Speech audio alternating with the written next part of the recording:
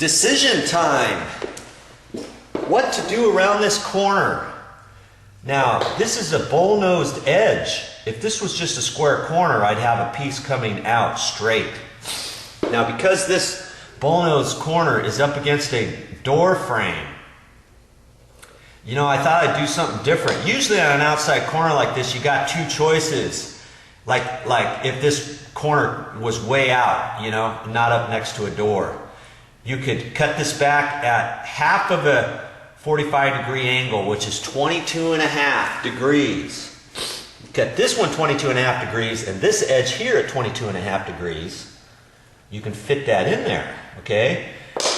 And then you'd have a small little piece there on an outside corner, and then you'd have another piece of baseboard going back over at 22.5 degrees too, and then you could just wrap your corner of your bullnose around like that. You see what I mean?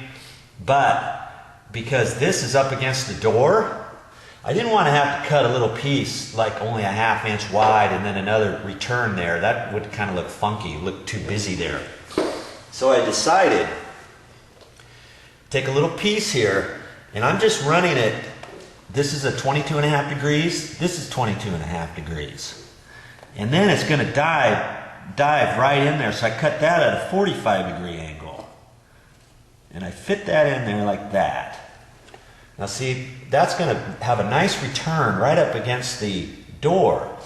There's a slight little gap at the top there. But when I do the caulking, I'll fill that up with caulking. And this looks way nicely finished. And see down here at the bottom, remember I've got to put a piece of trim there. I can't put any baseboard there, so I'm going to have to put some sort of trim. I'm not quite sure what yet. I might use this quarter round, but I might use something else that's an inverted the other direction so that people don't have a tendency to trip on this as they're walking out the door, something like that. You know, but whatever I end up using, that'll get pushed up against there, and I'll cut that at a 45-degree angle. And that'll have a place perfect to dive right into the baseboard. You can imagine that cut at an angle. Oh, that's going to fit nice.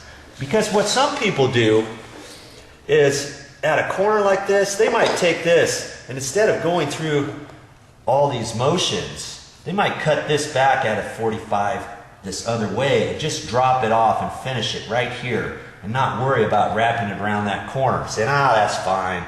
But see, we can't do that because we've got our wood flooring here where we've got the gap up against the wall all the way around, right? We can't do that here. And so this serves a couple purposes. It covers up the edge of the wood flooring. It finishes off this wall end. And it gives something for this trim here to go up against. Because remember, even though this is a door frame, we had to stay off, we had to make a gap here on the wood flooring too. So we've got to have a piece of trim up against there.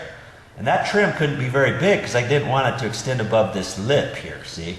So that gives it a nice place to finish off. Can you imagine if this wasn't here? I'd have to do something here and do that and figure out, okay, how am I going to finish that off? Okay? So that's how we're going to finish off that.